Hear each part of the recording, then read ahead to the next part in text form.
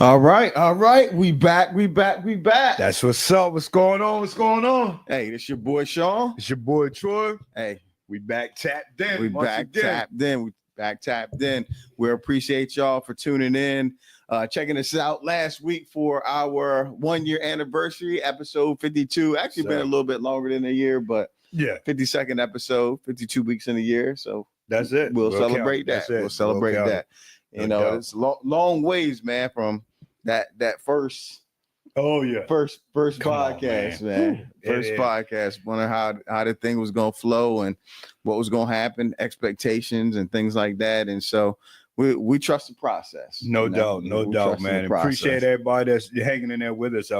I made a comment to somebody today, and I say, "Hey, 2026." I said this thing's gonna jump off, and they said, "No, it's already jumping off." I said, "Okay, That's what's up. We take that. We claim that, man. That's We it. claim that. So as always, if y'all tapping in with us, always like, comment, share, Facebook, YouTube, Instagram, TikTok.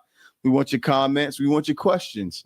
This is not just about us, but there's conversations y'all having in the beauty salons, in the barber shops, at the games, husband and wives talking. no doubt."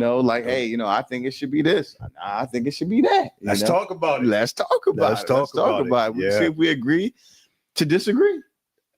Yeah, And so again, man, we're a family here, man. So we truly appreciate y'all. But man, we can go ahead and get into it this week, man. I can't wait. I can't wait. Hey, Man, I mean, just as I predicted, that's what I thought. I predicted Saquon was gonna have his breakaway game. I predicted that we hitting our stride.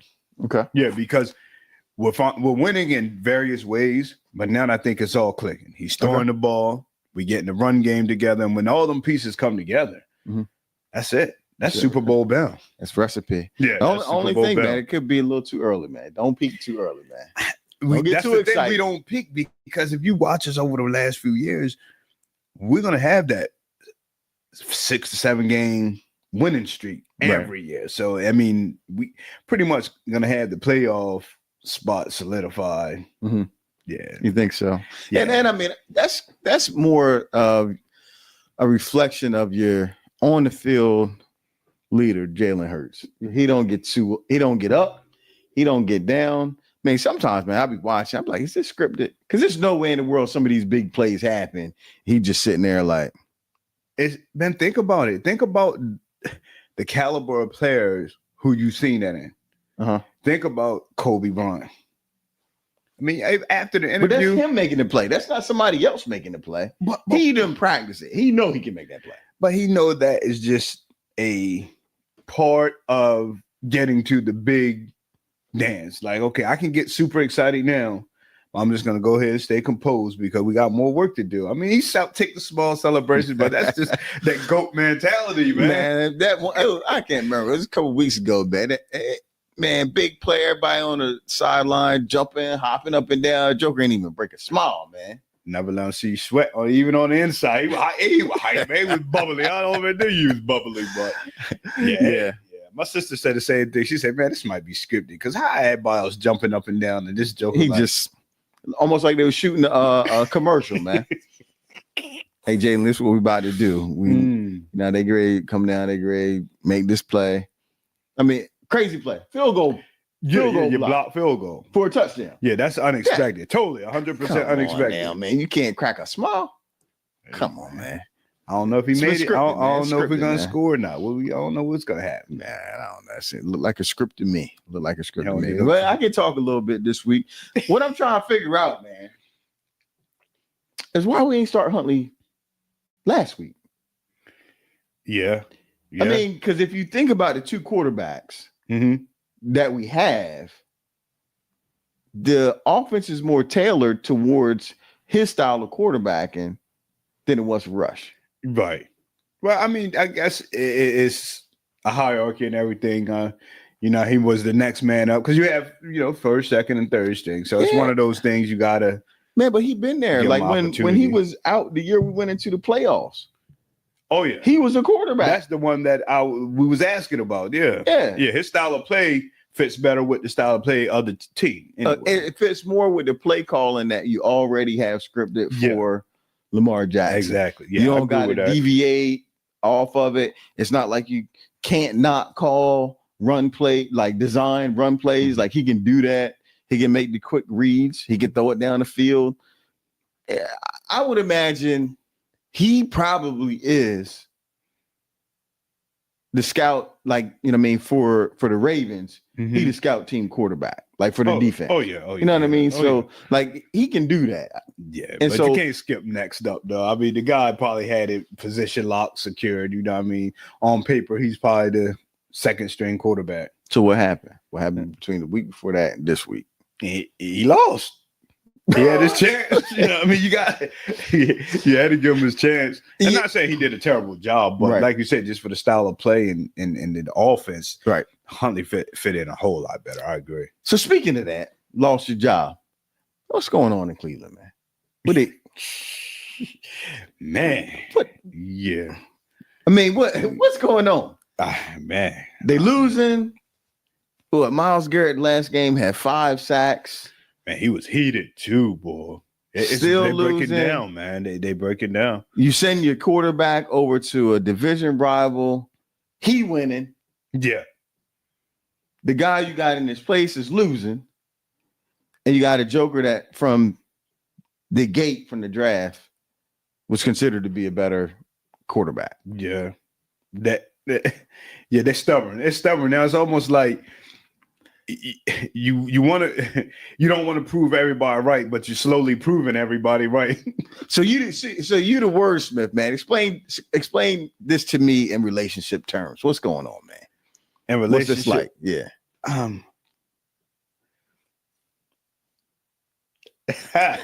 Man, I don't know. I can't even because I can't even fathom it. I can't even make sense out of it. Really, I mean, it's like you got I don't know, man. I can't. It don't make sense. No, it just don't make sense. It just don't make sense, man. Like you got a guy who on the sideline. I had heard today, man. He's supposed to be get ready to drop his own shoe. Oh yeah, he won it. Backup quarterback, third string quarterback, haven't even been on the field yet. Yeah, and I don't know how true that is. I can tell you this. If he get a week where he get called and they're like, look, we just gonna give him a shot. Mm-hmm. Guess what's dropping that week? Oh yeah, absolutely. And it's gonna go off the charts. It's getting dropped that week, man. Yeah. And I wonder, are they gonna I think they're afraid to put him in there because what happens if he balls out? Yeah. What was your excuse? It's gonna prove everybody wrong. That's what I'm saying. They just don't want to prove their ego. Yeah, ego. That's what that is. Because they knew better, but because of the program, and that I'm saying program, you know what I mean? They couldn't go against the grain. And it doesn't make sense. So when they finally put him in and he proved himself, it's like, we knew this is what we should have been done. Right. But we just, you know what I mean? We couldn't do it. They got to play the politics game. No, it's better for the show. Just think about it. You just asked about relationship. I don't know why it just popped in. Sure. Not my favorite show, Family Matters, man. You had Myra. Was that her name, Myra? Then you had Laura. And you had Steve. Right. Steve had Myra that was head over heels for him. Ready to get in the game. She ready. Right. And if you compare the two, right, he's chasing Laura. Right. He don't want her. And put her in the game. She's right there. She's right there. She's right there. She's too infatuated with over here, man. You could be winning. Right. Yeah. Okay. That easy, man. See, I know if I threw it up to you, man. It's that easy. Hit that out of the park, man. I knew it was gonna happen. My God. All right, so let's move on to a little bit more heavier conversation, man. Results versus relationships, and we're talking about more in the spiritual realm. Where you have, you sent the clip where, you have people who doing these great things, like having a, remarkable revival turnout, and, things are happening. But, I think in the clip it said, but the the pastor or the preacher that's doing it is contemplating suicide, right? I don't know if we're supposed to say that or not, but I mean that is what it is. Right, that's what it was. And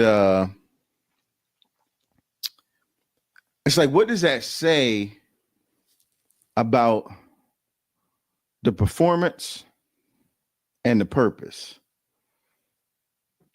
Like, could you be performing but still not be fulfilling the overall purpose of what you were created to do because you haven't done, let's just say, call it the shadow work.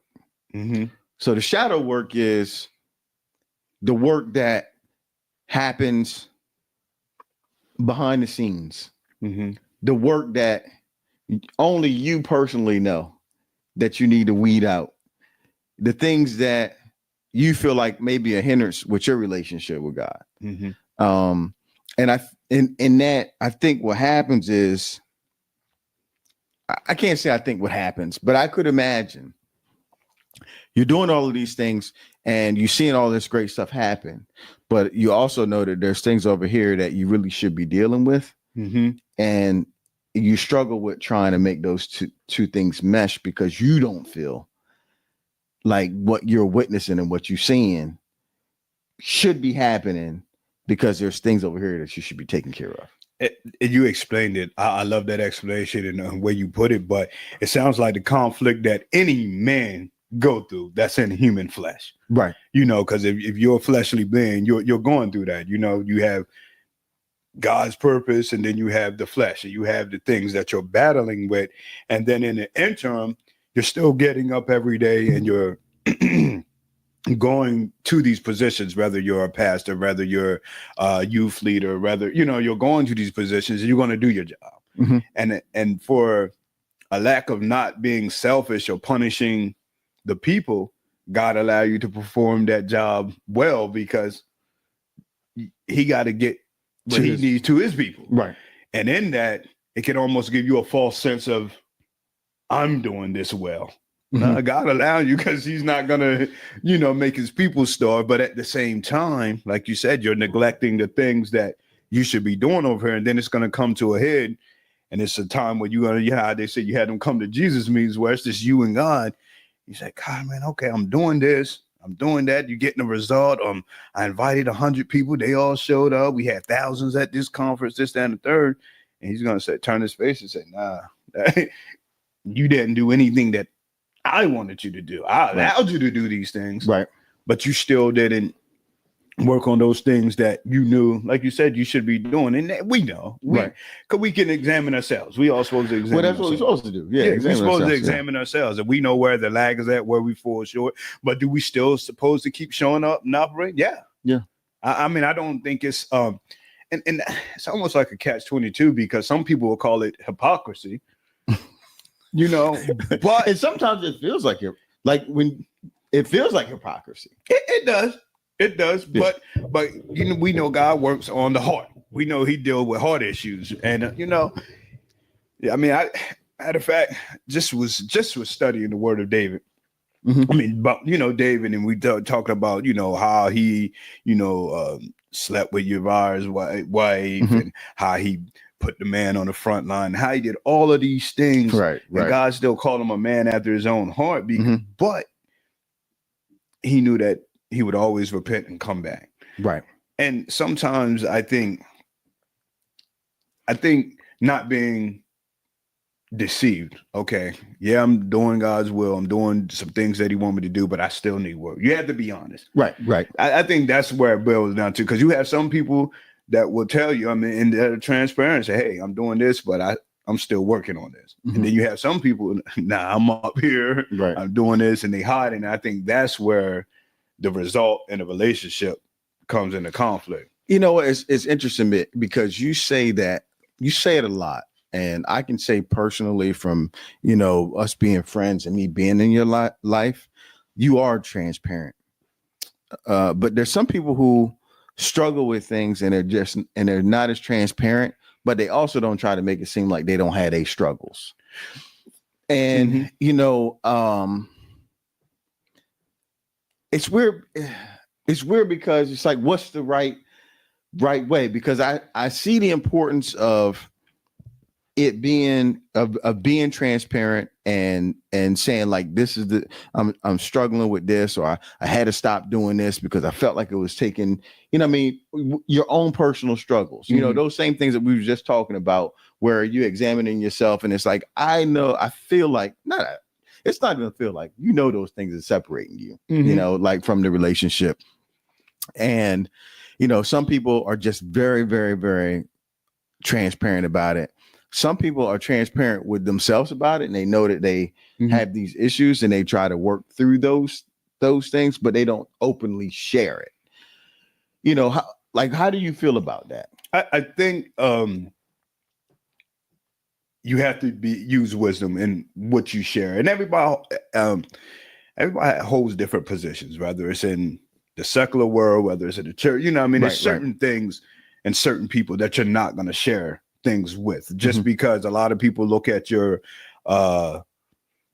as weaknesses. You know what I mean? And then they'll try to use that weakness to expose you, or like, oh, he's not like this, that, or try to downplay. But if somebody really I think if you have, I mean, we all supposed to have seek the wise counsel. You know what I mean? You have friends that you know that is non-judgmental and things like that, and that you can kind of keep it with them. I think open confession is good for the soul. That's, you know what I mean? Sometimes those things, those secret things, or those things that you keep quiet, are some of the things that probably could be torment you the most, you know, and because we know that sometimes that deliverance or that coming out of a thing doesn't just happen like that. Right. And that whole time while you battling with it silently, you feel like you're isolated and you're the only one going through it. You isolate, you're the only one. But if you had them people where you can trust, or those people you can, you know, run it by and kind of realize, oh man, I'm going through it too. And then we can kind of work together, and, you know, got somebody and it provides accountability too. Right. After a while, because you say, okay, you said you were struggling with this. Why are you over here then? Right. You know what I mean? And you start to feel a certain type of way. So, I mean, it creates accountability. But I think anybody who's not as transparent as some other people, I think you have to be wise in who you share with. Right. You have to be, because some people, you know, they'll take that, man, and carry people who they say they like to carry bones, man. You hear something running off, and then they're gonna add that little bit to it, because they wait for somebody to talk highly of you, and they be like, yo, well, you know he why? I don't know why we do that, man. And we're terrible with that. You know he. Yeah. But that reminds me of it's always a video. It's crazy. But it was a guy who was talking, and he was trying to figure out, you know, he said he'd been praying for years. And because in the Bible, you get these little glimpses that Jesus prayed a lot. Right. And he was like, his prayer was, how is he, what is his prayer like? What is he like? How does he pray for hours on end? And it was interesting, because I never thought about it this way. You know, he was saying the guy was from the like Middle East or something like that, but he was a Christian, and he had on like I forgot what the garb is, but you know, this pantsuit or whatever. But he had the thing around his shoulders, and he was talking, and he was saying, he said one day he was in prayer, and like he had heard, you know, in the spirit, he's like, today I'm gonna show you. And it's crazy, because he said that what was revealed to him was like, he saw, I don't want to misinterpret it, but he saw Jesus, right? And it was late in the evening, and he sent his disciples off or whatever.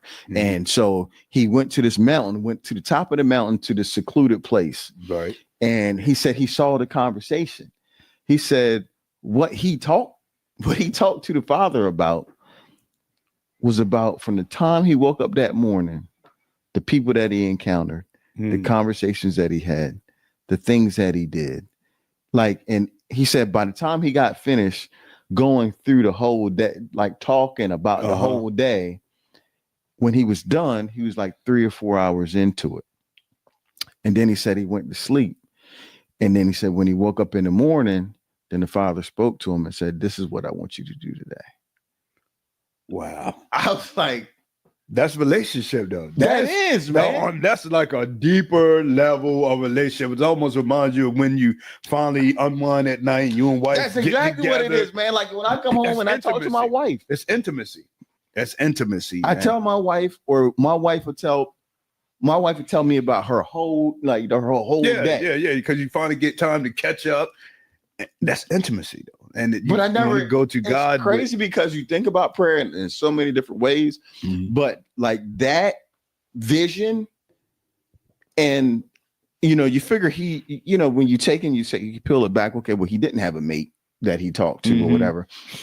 But even if you did, if you think about how different the conversation would be with them, at first I'm not gonna say unloaded on God, but all of those frustrations, all of those, what happened through that day, those feelings and all that kind of stuff. If you just was like, this is what happened, and I did this, and I wasn't sure about this, and this person said this and made me upset, and blah, blah, blah, blah, blah.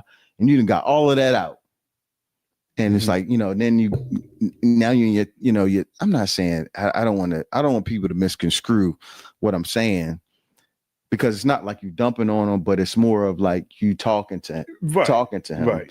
But then also with the reverence of knowing, like, he give you all of that. But think about the benefit from that, man, because now putting it in the natural realm, when you share that conversation with your spouse, y'all sleep on it.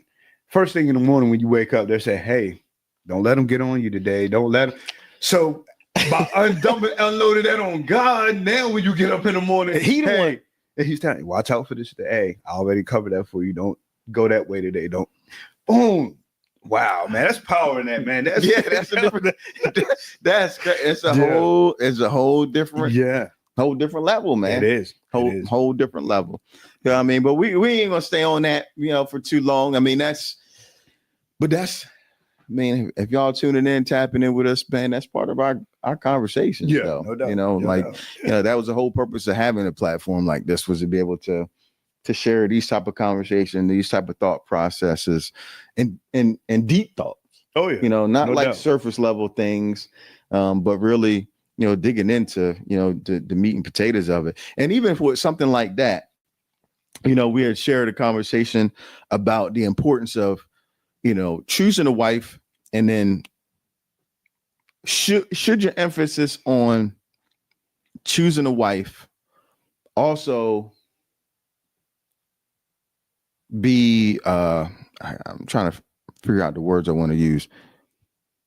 Should you be also considering what type of mother this person could be to your kids? From a mature man standpoint, where I sit now, absolutely, 1,000%. I was blessed because I got married young. That was far from my mind. Right. I mean, because the kids came after. I wasn't even thinking about. It's not like we like what you saw. Yeah, I like what I saw. Let's see if this will work. Yeah, we tolerate. We went outside the order. I was already in. But now, if you're doing things in order, absolutely, because beauty fades. We know that. Absolutely. We know that fades, and not saying love, as the love grows, your spouse becomes more beautiful to you anyway. But at the same time, it's not just going to be about what's appeasing to your natural eye. And then, you want to make sure that your kids, because one thing about kids, you take for granted that they're always going to have both parents. Right. But that's not necessarily the case. What I mean? God forbid something happen. You want to know that they're in the best care possible. And if you just pick up somebody who, doesn't have that motherly, right, pretty face, small waist, can't cook, don't like the taste, and all that, you know what I mean, or don't want to be even. Some women are into the guys, but they don't even want to be involved with the kids. They rather hire a nanny. They rather, spend as less time as possible. And I think you really should consider because it's unselfish if you. I mean, it's selfish if you don't consider the kids. So that was the next thing I was gonna go into. Is we saying this, but characteristically wise, if you're speaking like I'm speaking to my son, or you speaking to your sons, what kind of characteristics? One thing that comes to mind to me is unselfishness. Yeah. Right. Is you can't have two selfish people in raising kids. Right. Somebody's got to be unselfish. But as in a motherly role, that unselfishness allows for them to be able to pour into the children more. Yeah. Oh yeah. And sometimes it may even seem like as a husband you're taking a back seat. Because it's like they understand the importance of the role. Oh yeah, absolutely. You know what I mean? So, once the kids come along, you will see this other side. You should see the unselfishness side even before that. Right. Like when you dating, yeah. how do they treat you? How do they show up for you with things that you're not even expecting? How are they listening and thinking ahead? And telling you like, hey, you might want to be observant of these things, or you might want to do something a little bit different, or I know you're frustrated with the way work is going and things like that, and in a manner that you can accept, give you suggestions on things that you can do differently. And then another thing is also the ability to be able to have uncomfortable conversations with you. Oh yeah. Right. Oh yeah. Yeah. That's a big one. To be able to say freely how they feel, knowing that this could rub you the wrong way, but it's not coming from a negative place. Right. This is a place from, I want to be better. I want you to be better. I want us to be better.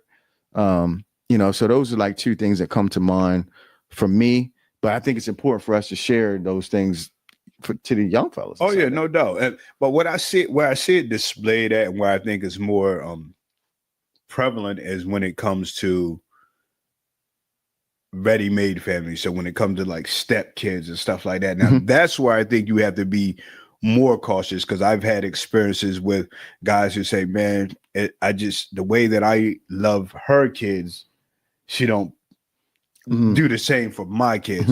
And knowing that, especially if the kids are at a certain age, knowing that and still going forward with that relationship, I think that is where it really affects the kids. And that's where you really should be really vetting and really being not being selfish, because okay, yeah, she's good for me in these areas, but it's not good for my you're going to children. be with me the rest of my life, these kids, and do I want them growing up in this feeling that, what I mean? Because this house is supposed to be a house of love, and if they're telling me now they don't feel it, it's not gonna get no better. But it's not going to get better, and that the needs and the demands of your time is going to get more and more as they get older. So if the person, man or woman, coming in is not built for that, you can't move forward. Right. So let's flip that on its head.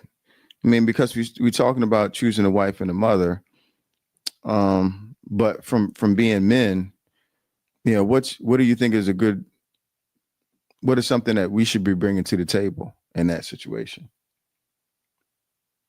You mean in the situation where we're stepping in to the father role? No, I'm saying as far as not stepping into the father role, but in a relationship, when you're looking at trying to take that next step, presenting yourself to be that husband. Well, I think doing that, well, it very rarely happen. Now I know I'm dating myself now, but in that courting stage, as you guys get closer and start to, take things more seriously, I think you should already be providing a sense of safety, providing a sense of security, providing a sense of consistency. Those type of things are things that where the parents, they're going to see, because I think when you're in a relationship, the home girls, the parents, they're watching you just as hard as the person you're dating, and probably more. because they're observing all the red flags. So I think that is the time. That's like our interview stage, Right, you know what right. I mean, where we want to be providing that, and so I think that's our role to roll, and then to just to affirm some things like, okay, we're here.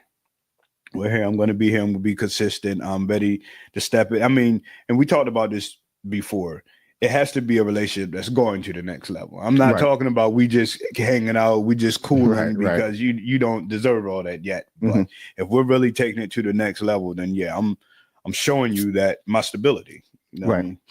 And I agree. I agree. If I had anything to add to it, I would say, it would be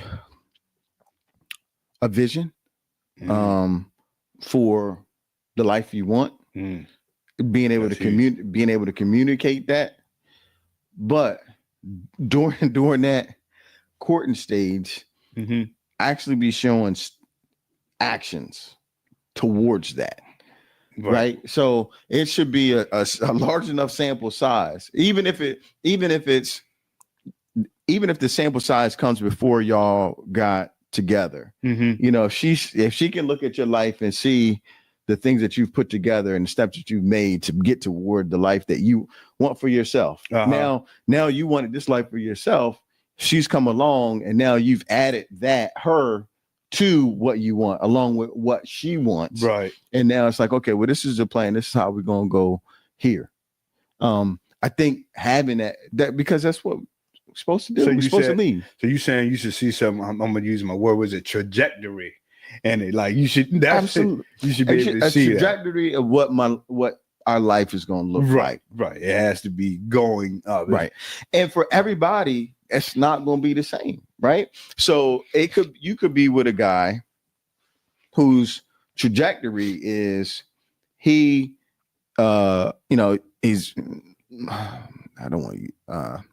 he's graduating college. He wants to get a corporate job. He wants to do that. He wants to be able to, buy a house, retire. He's got a strategy for investing and things like that. And, he wants to buy a house in this area and raise the kids and family. Right. So if that trajectory, when y'all dating, if the woman who he's with is okay with that trajectory, then there's no problem. Okay. Right. But if the woman who he's with has a little bit more ambition, and she's a little bit more entrepreneurial, maybe that's a sign that they're not equally yoked. Right. And I'm not in every case, it doesn't mean that, but if it's not matching what she's having in her mind, or it fits what makes her happy, then it might not be. Or it could provide balance too, though.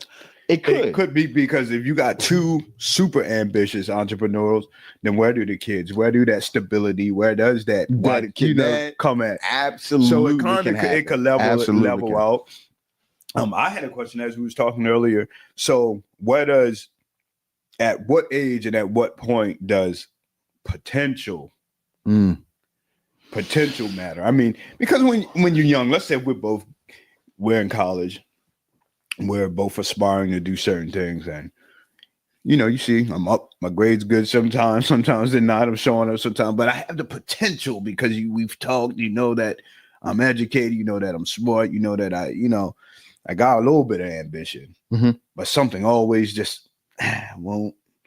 At what point does that potential tap out? And if you was talking to your daughter, or your daughters, would you, when they're talking to you and say, okay, Dad, he has potential, is that enough for you to? Are they married? Feel satisfied? No, they're not married, but they're going into that direction. My very first question would be, how would you feel if he doesn't accomplish any of that? If he stays where he is right now, how would you feel? Because with potential, that very much could happen. Yeah, he could be stuck where he is for the rest of his life. Yeah, and what is it that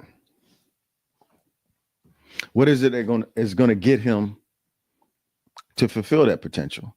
Is it something outside? Is he looking for somebody else? Or is he doing the work? That's the other thing. What happens if he's not going? What happens if he's here? If he never leaves this place? The second question is, what is he doing on a consistent basis to make you think that he's not going to stay here?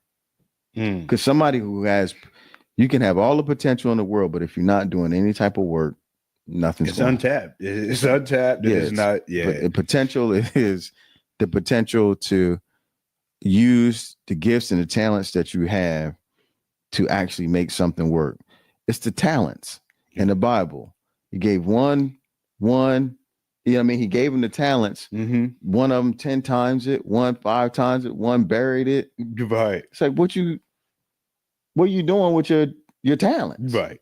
And so like that's you can tell by the fruit of what they do. Like if they're not producing any fruit, if they're not moving ahead, then that's your answer.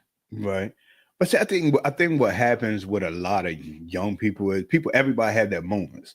So they're hit, you know, this area. Okay. But 2 years pass. And that was good for 2 years ago. Right. But now we're looking for that trajectory to keep going up. That's why she gotta have the ability to be able to have those hard conversations. Yeah. So okay, baby. So feel like you're losing your drive. Yeah. Where did you lose your drive?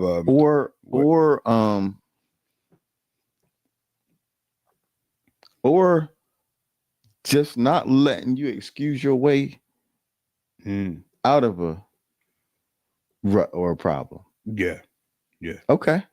Yeah. That happened. Blah blah blah blah blah. What are you gonna do? You know, and it don't even have to be that direct, but it's like, okay, yeah, but you've been here too long. You've been doing you know, things ain't happened for too long. What are you gonna do? It's almost like that classic movie scene, man. Okay, I was going to the pros. I was, on my way. I got hurt. Now I can't see myself doing nothing else outside this, but I'm healthy. Other than the injury that stops me from getting on that field or on that court. I you know what I mean? I'm healthy, but I'm watching you go to work every day. I'm watching you build your business, do this, and I'm still stuck on I could have been. At what point do you say, okay, that's gone? Got a dream. Now you gotta start dreaming again. I gotta be something else. I gotta do something else. I think a lot of people get stuck into that too, because you have good ideas and then you have God ideas. And sometimes your good idea is not the idea that he has not for you. that idea that God has for you. You're gonna start going in that area and it's not gonna pop click for you. Right. And then that's where you have to sit back and say, you know what? Let me tap in to what God got for me now. Yeah. What should I be doing? You go back to a couple of minutes ago and then you sit down and you tell God your problems every day. That's it. Right. Hey, this is how I'm feeling. This is what I'm going through. Like, I don't know why I'm stuck. I don't this or whatever. You know, I don't like the fact that I feel this way. I don't like the fact that, I'm not moving forward or blah, blah, blah, blah, blah, blah. And then see what answer come to you. Yeah. And you gotta be okay with being weird, man. And what I mean is when I say with being weird, like being outside of the norm, because that thing that you should be doing might not make sense to nobody else. You know what I mean? But as long as you and your family are okay with it and you get a piece about it, that's what you should be doing. So, and it might not look like that popular thing that everybody's doing, or if people ask you, oh, what you do for a living, that thing may not be as glamorous, or it may not be something that everybody understands. But at the end of the day, if it's fulfilling purpose, that's that thing that you should be putting your energy in. Right. Yeah. So for sure. Man, good. That's a good combo. That's some good stuff, man. Yeah, that's some good stuff, man. Good stuff. So we're gonna close it out. One of the things that came up as far as real estate goes is, I ran across a guy the other day, and he was like, with interest rates dropping, is that going to create a better opportunity to buy? And then the other thing was, like, is our houses not selling because of where rates are? And so it's really the answer to that is it depends, right? It depends on the market that you in. You know, if you're in our market in Sussex County and Delaware and the and on the Eastern Shore Peninsula, inventory is low. And so what it goes back to is more days on the market, takes a little bit longer to get the buyers into the house. And sometimes you could have a lull and not have any showings, and then boom, out of nowhere, 4 or 5 people want to show it, and all of a sudden you haven't had any offers in the first 60 to 70 days, and now all of a sudden you got 3 offers. You know, and so that's what it relates to. If you go a little bit further west, California and Texas specifically, you know, they have 10 to 14 month supply of inventory. Which includes resales and new construction. When you have new construction, that's a large part of your market. That is their business. So a Ryan Homes, a Envy Homes, a Lennar, in order for them to keep the lights on, and in order for them to keep the contractors paid, in order for them to keep the salespeople paid, they have to sell houses. Oh yeah. That's the model. Right. Sell houses. And so when you get a market that's tight, what could happen is you could see, if you have high inventory levels, you may see prices come down slightly. Oh yeah. Because what happens is the new construction has to sell. So they got to offer incentives first. If incentives don't work, then they reduce the price and offer incentives, and they keep reducing and that market and advertising until they get that thing sold. Oh yeah. And then once that sells, if there's too many of them that are selling at that same time, then it'll cause, because that is the creme de la creme in real estate. New construction. Everybody got to follow suit pretty much. Everybody wants a new construction home, right? So if this new construction home, it was 2,000 square feet, so for $500,000, my 2,000 square feet home that was built 15 years prior can't be worth $5,000 anymore. Right. So they're always going to pay more for the new than they are. So if let's say that $500,000 house started at 520, right, and it slid down to 500, that resale could be anywhere from now 490 to 480.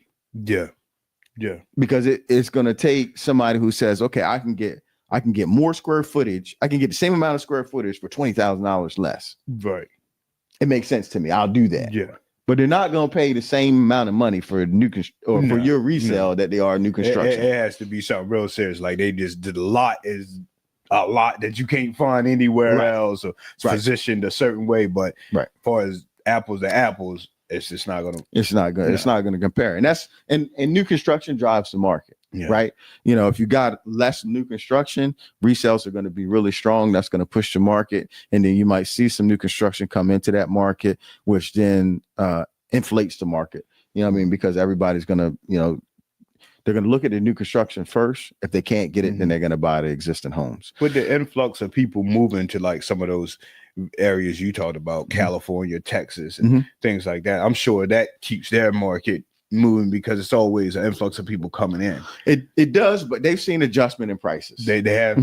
Yeah, they've seen adjustment in prices, because inventory, when you get to 10, 14 month supply of inventory, that's the you don't want that. Slow down. They just slow down a lot. You do not want that. So resales is going to be on the market for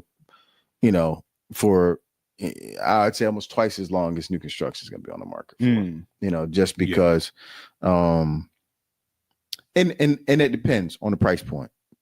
So if it's a first time buyer price point, that first time buyer price point is always going to have activity and traction, because that's the American dream. People always want to buy. Right. That's getting you in the game. That's just going to get you. It gets you into the game.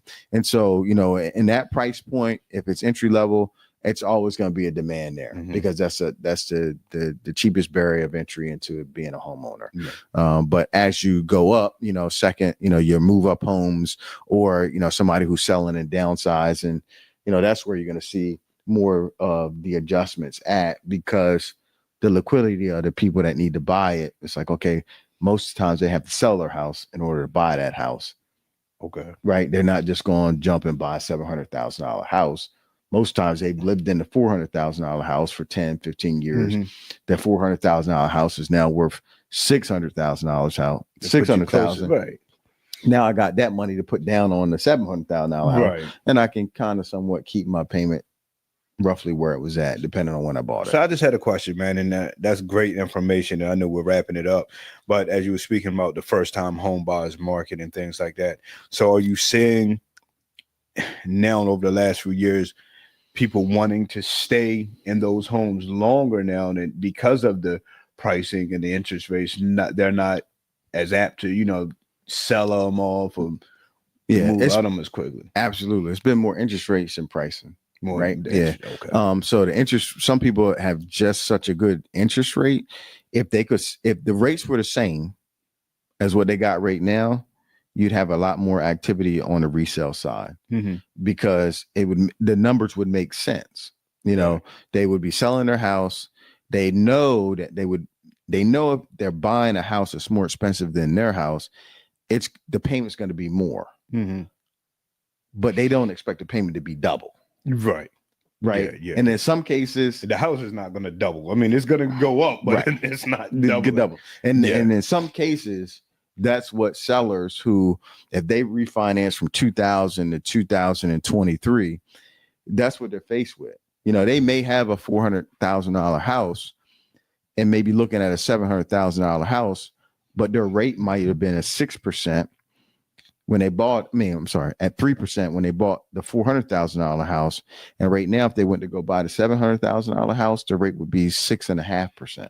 Yeah. So the payment would double, even though you have equity to put to.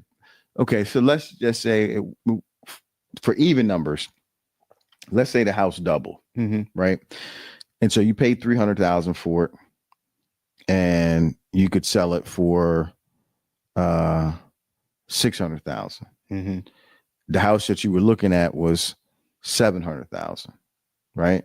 So you got $300,000 worth of equity that you can put down on a $700,000 house. So now you really financing $400,000, just $100,000 more than what you were before. Right. But let's just say your payment when you bought it at $300,000 at the 3% was $1,200, and now that $400,000 at 6.5% is $2,500 a month. Yeah. $2,700 a month. And you didn't put that huge chunk. Down. Yeah. That's the problem. Yeah. That's the problem that we have. So, but I always say, real estate changes, nobody can predict it. If you can buy and you can afford to buy, you feel comfortable with the payments, you buy now. Oh yeah. And then, once you're in, you in. It's when you are hesitant and you don't take that opportunity when you can, that you can end up getting priced out of the market. No doubt. Good stuff. Yep.